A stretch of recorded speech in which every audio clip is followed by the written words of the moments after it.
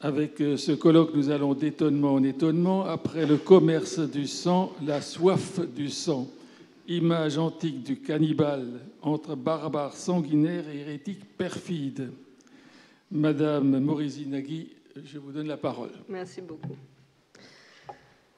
Selon le témoignage des sources anciennes, le sang arrose abondamment les autels sacrificiels partout dans le monde antique, que ce soit en Grèce, à Rome, en Égypte, en Judée, en Gaule et partout dans le monde connu de nos auteurs.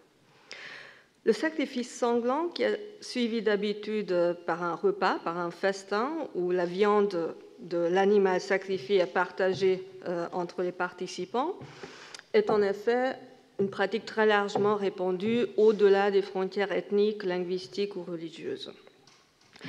Quelle que soit l'interprétation fine ou précise que les exécuteurs peuvent donner à cet acte, il est évident que pour eux, il s'agit de quelque chose de positif. Donc le fait de faire couler le sang d'un animal et l'offrir au destinataire du sacrifice, c'est quelque chose de positif. On est quand même en droit de demander, mais qu'en est-il du sang des hommes? Est-ce que le sang des êtres humains est tout aussi agréable aux dieux que le sang des animaux? Je ne veux pas entrer dans la question très débattue sur la réalité ou non-réalité du sacrifice humain dans l'Antiquité. 25 minutes, ça ne suffit certainement pas pour ça. Je vais donc me contenter tout simplement de la réponse donnée à cette question par des auteurs grecs et romains, parce que ça suffit pour comprendre leur raisonnement sur ce point. Or, cette réponse est double, à la fois positive et à la fois négative. D'un côté, ils rejettent avec l'horreur l'idée que les dieux puissent se réjouir du sang des hommes sacrifiés. De l'autre côté, ils reconnaissent quand même que dans certaines circonstances, ça peut être quand même un mal nécessaire et que les dieux sont en droit de demander ce genre de victimes. Ainsi, les Grecs s'accordent à dire que dans le passé, même leurs propres ancêtres pratiquaient le sacrifice humain, et même fréquemment, c'était une pratique tout à fait normale, mais qu'à un moment donné, c'était aboli. D'ailleurs, les dieux interviennent pour abolir ce sacrifice, et que dans les temps historiques, ce n'est que d'une manière absolument exceptionnelle que ça peut arriver. En ce qui concerne les Romains, à ma connaissance, aucune source ancienne ne met en cause la réalité de sacrifices humains accomplis à Rome même, dans la ville, sur le Forum Boarium, et ce, au moins à 3 reprises dans l'histoire romaine. Juste entre parenthèses, c'était quand même un sacrifice où le sang n'a pas coulé, mais quand même, c'était quand même un sacrifice humain. Le plus surprenant, que même les plus farouches opposants au sacrifice sanglant, au sacrifice des animaux, notamment les philosophes à tendance végétarienne comme Théophraste ou plus tard Porphyre, admettent la nécessité de sacrifier un être humain si les circonstances l'exigent. Toutefois, tous nos auteurs s'accordent sur un principe fondamental. Non seulement ce sacrifice doit rester exceptionnel, mais le sacrifice humain, contrairement au sacrifice des animaux, doit rester adaitos, c'est-à-dire sans suivi de festin. Ce n'est pas parce que la nécessité impose le choix d'une victime humaine que sa chair et son sang deviennent licites pour la consommation. D'ailleurs, rien que le fait d'ouvrir l'abdomen pour examiner les entrailles pour la divination est déjà considéré comme un acte néfaste. D'ailleurs, l'existence même de cette interdiction entourant la victime humaine suggère le caractère particulier, je dirais même redoutable, de ce genre de sacrifice et du pouvoir néfaste lié au corps de la victime. La mythologie, tout aussi bien que l'historiographie antique, met en garde contre les dangers du cannibalisme, car il semblerait que la victime humaine, le fait d'avaler une partie du corps ou du sang humain est contagieux, ça contamine même la personne qui le ferait sans le vouloir et même sans le savoir. Porphyre, dont je vous ai parlé tout à l'heure, le philosophe néoplatonicien, raconte une histoire vraiment instructive à ce sujet. Il s'agit des mercenaires déserteurs des Carthaginois qui sont assiégés par le général Hamilcar.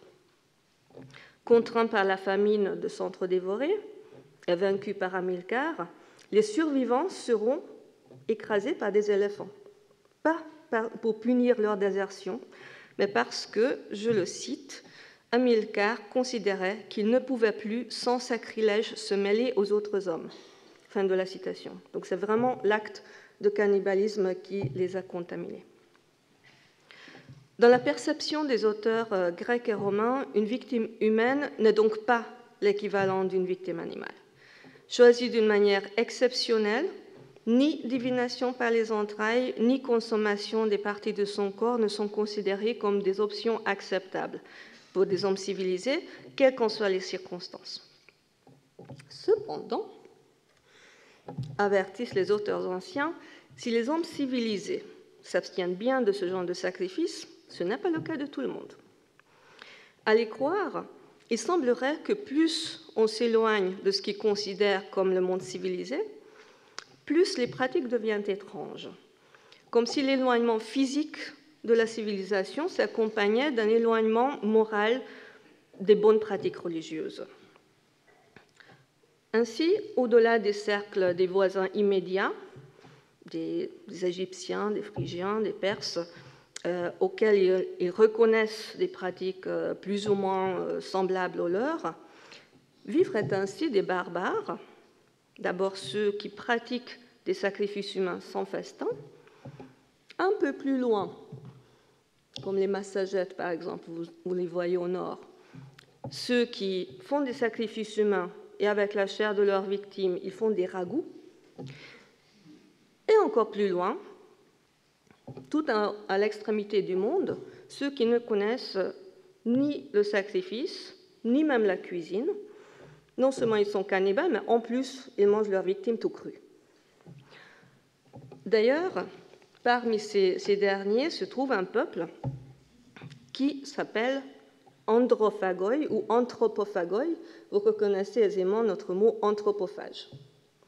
À leur sujet, Hérodote déclare « Ils ont de tous les hommes les mœurs les plus sauvages, ils n'observent pas la justice, ils n'ont aucune loi. » Fin de la citation. L'anthropophagie étant ainsi associée dans l'imaginaire de nos auteurs au désordre et à la mauvaise religion, et encore plus à l'absence de loi et à l'absence de religion, il n'est pas surprenant qu'ils prêtent des pratiques pareilles non seulement à des peuples qui habitent loin, mais aussi à certaines personnes, à certains groupes qui habitent à l'intérieur de leurs frontières, mais qui se passent volontairement en dehors de leur société.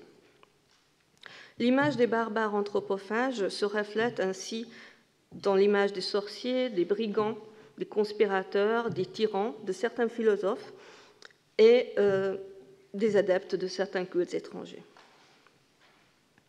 Ceux-ci seront tantôt décrits célébrant des sacrifices humains cannibales en secret, bien évidemment, c'est très important, comme par exemple les conspirateurs autour de Catilina ou encore des Juifs.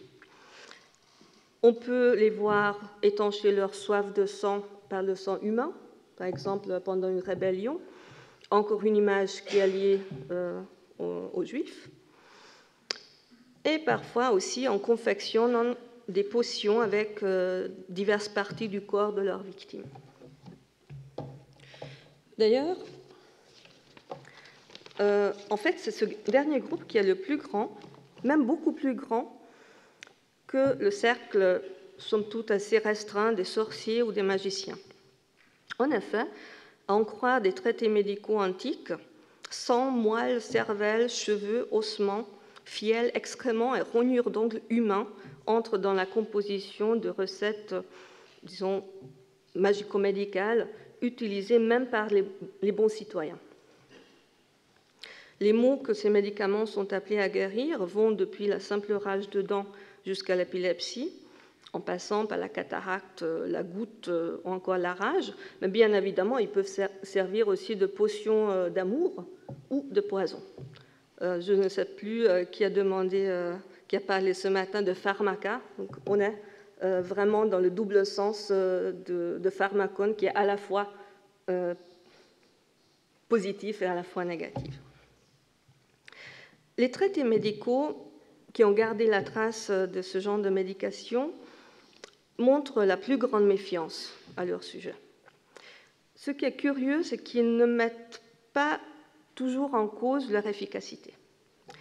Ainsi, Pline l'Ancien, qui consacre un chapitre dans son Histoire naturelle à ce genre de remèdes, ne dit pas qu'ils ne sont pas efficaces. Il ne dit pas qu'il ne faut pas les utiliser parce que de toute façon, ça ne sert à rien.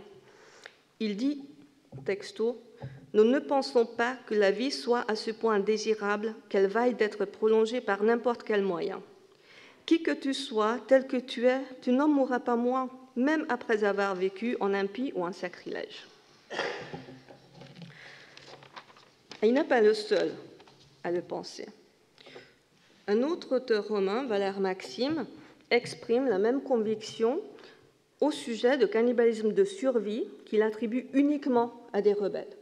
Donc, à son sens, et là non plus il n'est pas le seul à penser, si les Romains sont dans une situation d'extrême famine, soit ils meurent, soit ils trouvent un moyen normal pour survivre, mais ils ne vont certainement pas manger des cadavres ou encore moins tuer leurs propres enfants ou leurs femmes pour survivre. C'est là où Valère Maxime s'écrit « La nécessité ne peut servir d'excuse. Quelle nécessité de vivre à ce prix quand on est libre de mourir ?» Quand même.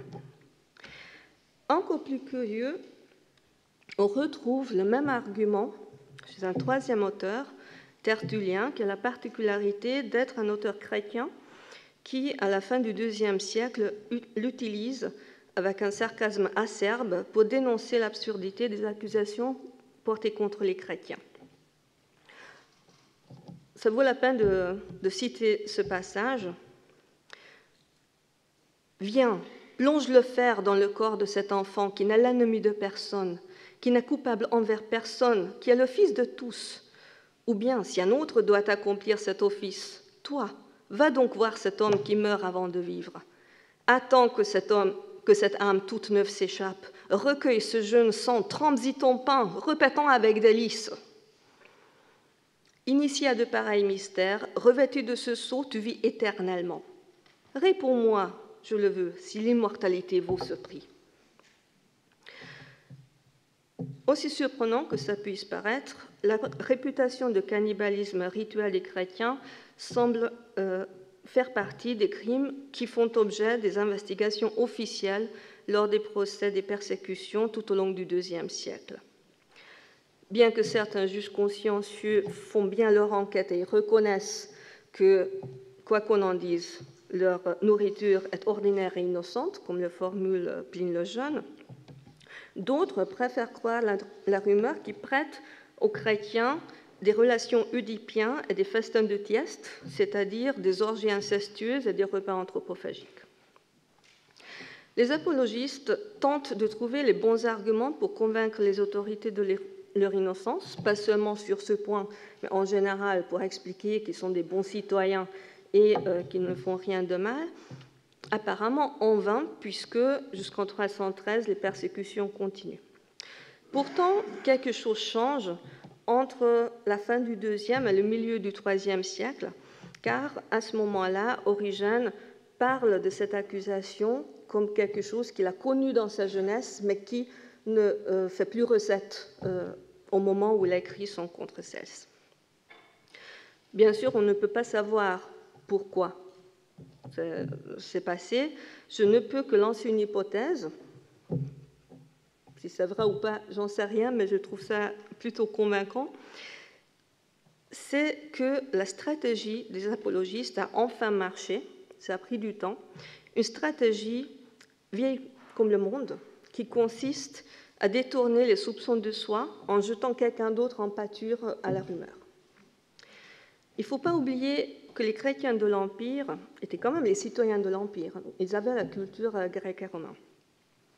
Ils partageaient donc l'opinion commune selon laquelle l'anthropophagie était un crime impardonnable en toutes circonstances et que c'était lié à la magie noire, à la superstition et à la rébellion contre l'ordre établi.